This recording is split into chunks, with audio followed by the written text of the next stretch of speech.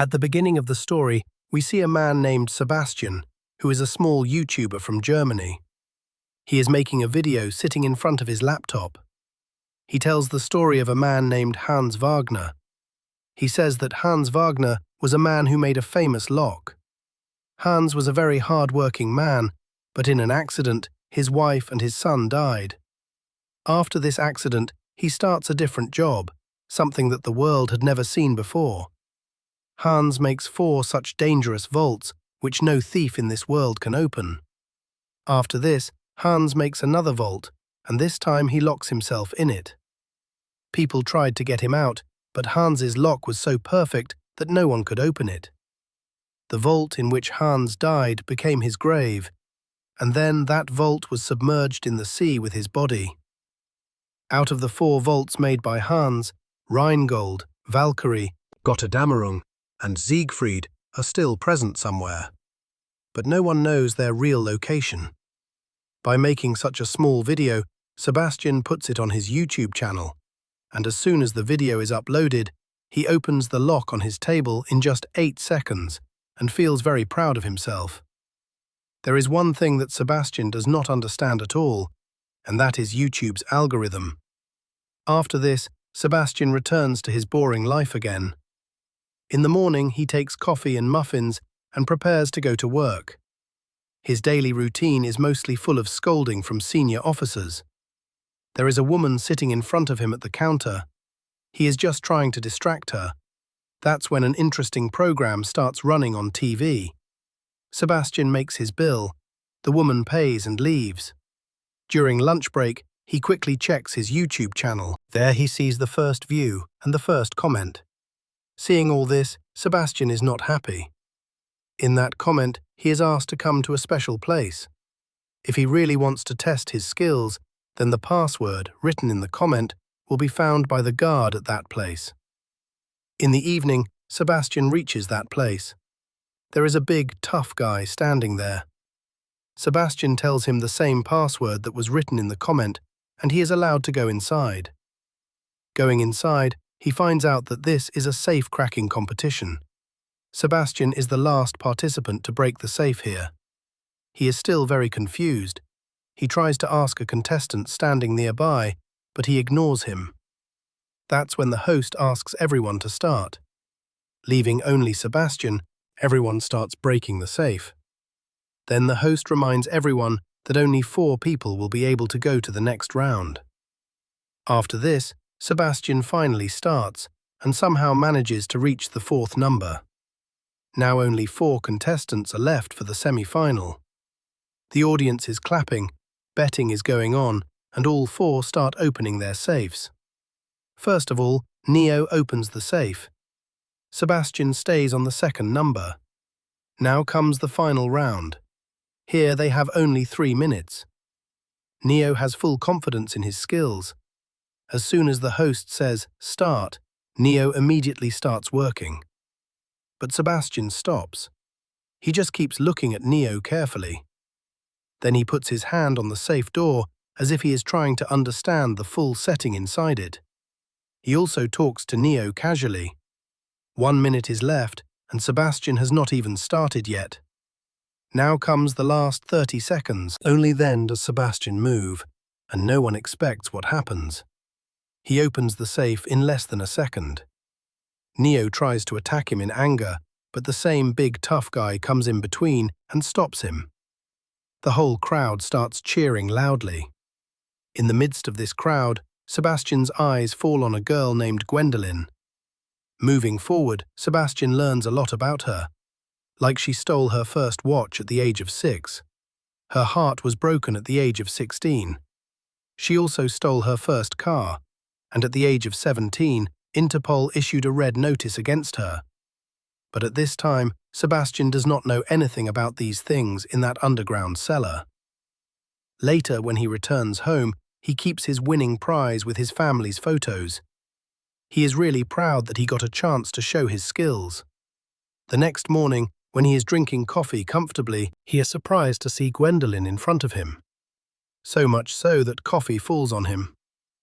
Gwendolyn says that she was his first commentator, and the first viewer also asks Sebastian in amazement, "Who are you?" Gwendoline answers with a smile, "I am the same girl who will change your life forever." She says that she has been observing Sebastian for a long time. She knows his habits and that he mostly stays alone. Then she casually says that she did not stay in the cafe for more than 7 minutes. But in such a short time, she stole a woman's ring, someone's watch, and a man sitting in the back corner of the cafe. And after hearing this, Sebastian understands that this girl is not normal at all. Gwendoline says without turning around that she is an international-level, wanted jewelry thief, and she wants Sebastian to join her team. She says that no one knows more about Hans Wagner than Sebastian. That's why she needs him for this mission. Due to the pandemic in America, all the safes in Geneva will be disabled. That means Sebastian has this perfect opportunity to open 3 puzzle safes made by Hans. Gwendoline holds his hand and gives him an address.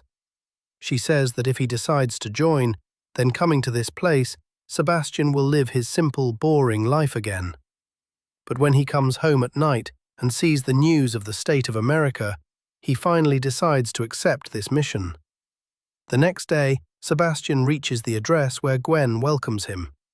He meets her inside. The whole team includes Karina, who handles logistics, and an expert hacker, Rolf, their getaway driver, so fast that it becomes difficult even for Nicolas Cage to catch him. And in the end comes the team's real action hero, Brad Cage, who reminds Sebastian that he had seen so many movies of Nicolas Cage in his childhood. This is the whole crew. Now Karina explains the plan. Rheingold is in Paris, France, which has 413 million combinations.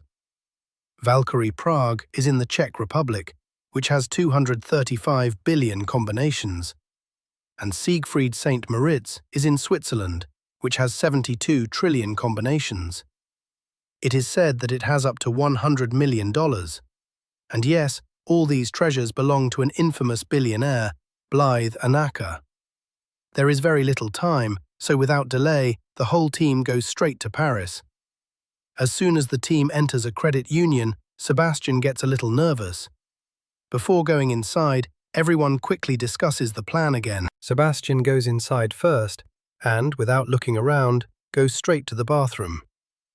Gwen follows him. She quietly picks up the guard's key and then uses a fake name to request a safety deposit box. After this, Karina goes inside.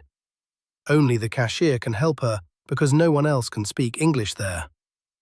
Meanwhile, Gwen sneaks out, takes Sebastian with her, and both go down to the vault. Everything goes according to plan, and they reach the vault room. This vault is called the Rheingold. Before starting, Sebastian wastes a lot of time. He starts telling Gwen the whole story behind the vault. Gwen gets a little bored and just wants her to start working. But Sebastian keeps telling her where the gold was brought for this vault and how it was made. He tells the vault his love and then plays the song of Das Rheingold. There, Interpol agent Delacroix finds out about the team's recent robbery. Beatrix wonders why all this matters now, when America itself is facing a kind of zombie apocalypse. Surveillance cameras have recorded thieves. Interpol now knows that these people are behind all 3 vaults, and to catch them, they only have 2 chances left. Here the team is playing beer pong. Brad throws a perfect throw from behind his back and shows his swag. Sebastian befriends Rolf while eating a sandwich. He talks to Karina, who wants to romance him.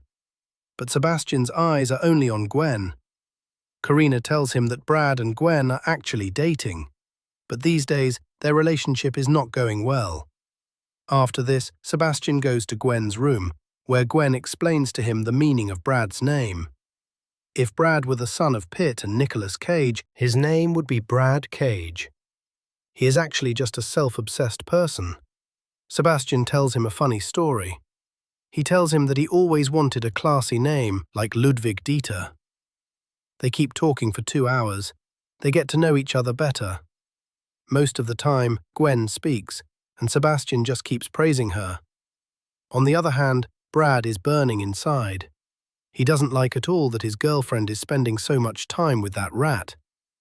Gwen calls Brad to sit with her and tells him that after the mission is completed, she wants to go to America, because it is rumored that Brad's fourth safe, Götterdämmerung, is hidden somewhere there. The next day, the whole team leaves for Prague, where Delacroix is already waiting for them. Brad's attitude towards Sebastian becomes even more hostile. Now the team is inside their next bank. Everyone starts their work with full preparation. Sebastian is a little scared, but he is confident that he can break Hans Wagner's safe. He pretends to be an accountant and announces on the radio that he is inside. With the help of Karina's hacking, his fake ID is proved to be real. Karina guides him through the corridors until he has to stop communication at one point. What to do next? Because of not being able to decide this, Sebastian accidentally goes to a room where he shouldn't have gone. The guard sees in the camera that he has suddenly disappeared from the screen. Meanwhile, Sebastian meets Gwen in the lift, and both go straight down to the vault floor. As soon as the lift doors open, two guards stand in front of them, but Gwen comes into Jackie Chan mode and easily traps both the guards. Now Sebastian starts working on the vault, and he once again starts telling the story of mythology related to this vault. On the other hand, Interpol has not yet found any clue about the team. Delacroix becomes restless and thinks that these people have already entered. Then the guards find out that someone has entered their system. They immediately close all the doors. Karina understands that now they are under surveillance, and now it is time for Plan B. Interpol enters the building, but they find out that they have entered the wrong bank. The team had swapped the real vault with a safe in a high-profile bank. Now Brad comes in wearing a mask. He drops some guards with sleeping darts and beats up the other guards. Plan B is fully activated. Here Sebastian finally starts trying to open the vault. The first attempt fails. The vault handles pull back, and only one handle comes out. If he makes one more mistake, the vault will be locked forever. Sebastian is worried but slowly progresses. Then the second handle comes out, then the third, and finally Sebastian opens the vault. The entire treasure inside comes out. The whole team dances with joy. Everyone hugs each other. Sebastian and Gwen are about to kiss, but that's when they hear Karina's voice. They don't have much time left, so Gwen and Sebastian quickly fill their bags and run outside. Brad is also about to leave when a security guard suddenly shocks him. Brad distracts him and jumps from the railing. He has a great fight with the guard, and Brad gets shot before jumping. Still, they manage to escape. The whole place is chaotic. As soon as the getaway car moves, everyone tries to jump in it. Brad pulls Gwen inside, but when Sebastian holds her hand, Brad pushes her out instead of pulling her inside. Leaving Brad, the rest of the team is in shock. The police are following Sebastian. He tries to steal a cycle while running, which looks very awkward, but finally he steals the cycle from a traveler. He drives the cycle through the streets and jumps in a moving train to escape the police. Karina tells the rest of the people in the van that Sebastian has not been caught yet, or at least has not been announced yet. That's when the truth comes out. The real plan was to leave Sebastian after the last robbery, but Gwen is still angry because Brad threw her on the street as a scapegoat. And the funny thing is that Rolf also liked Sebastian. Gwen is worried about how they will be able to open Siegfried without Sebastian, but Brad explains to her that they have so much money that they can retire twice. But this is not about money for Gwen. In the last attempt to stop her, Brad says that "I love you," but it does not affect Gwen. She turns around and leaves. Karina follows her and finds out how to get to the next safe. Sebastian has somehow reached his home. The girls are waiting for him there, but he does not even notice them. After a little discussion, they choose a way to surprise him, and as soon as Karina does this, Sebastian gets scared and his hot tea falls on him. Gwen apologizes to him, and that's all he says. No problem. He says that whether he gets forgiveness or not, they will leave and he will return to his normal life again. But Gwen explains to him in detail how much he needs him. He is the only person who can open this safe, and if he comes along, they are going to make history. Sebastian quietly sits down, takes a sip of his tea, and finally he agrees and asks directly, "What is the plan?" Here an Interpol agent decides to do some research on YouTube. He searches for Hans Wagner and finds Sebastian's video. He immediately matches it with the robber. One strange thing is that the video was uploaded just a minute ago, but there is a comment on it from 2 weeks ago. On the other hand, Sebastian dreams of zombies. When he wakes up, the whole team is going towards their last mission in St. Moritz. Interpol agents are keeping an eye on every corner of the last safe in the casino. The safe has to be transferred in 2 hours. Then they get an encrypted message from their team which says that there will be an attack on the casino at 5 in the morning. This seems a little unbelievable, but they still wait, and then they enter the Interpol casino by 5 in the evening. As soon as they reach there, a manager tells them that they already knew about the danger and they had already taken action. When Delacroix asks who told them all this, she says Interpol, and then she destroys the bomb. The safe was stolen an hour and a half ago. After hearing this, Delacroix does not understand how this happened. Actually, there was a big game with him. About 8 hours ago, she called the Carina manager there and told her the fake details of the theft. With this excuse, she changes the transfer time of the safe. Meanwhile, Gwen sneaks into a car and hides there. As soon as she gets a chance, she beats up both the guards and leaves them on the side of the road. The team also ensures that Interpol gets the same fake encrypted message they wanted. And in this confusion, they remove Siegfried from the casino and load him on the truck, disguised as Gwen and Sebastian's guards. Now in the current time, Sebastian turns on the music and tells Gwen the story of the safe. He not only talks to Gwen, but also directly to the safe. The police leave the casino and Brad is filled with anger. He feels that his team has cheated him when in fact it was not so. Everyone was just separated. Brad uses Find My iPhone to trace Gwen's location. Carina sees this and tries to warn them, but by then Gwen and Sebastian have run away with the car. Before Carina can send Gwen her last message, the police catch her. Sebastian is now on the 6th handle out of 7. While walking, he opens the safe. After taking some sharp turns, he puts his hand on the safe and his gear clicks at the right place. And now he is about to open the Siegfried safe. But still, Brad and the police are following him. They quickly open the safe, fill their bags, and as soon as they come out, they find that Brad is waiting for them there. Brad, who was sometimes an action hero, sometimes a villain, and sometimes just an insolent person, often tries to shoot Sebastian. But Gwen has already taken out the firing pin. There is a dispute between Brad and Gwen. Sebastian can't stand all this. He slaps Brad and punches Brad. After that intense moment, Gwen ties Brad and Rolf in the truck and goes out with Sebastian.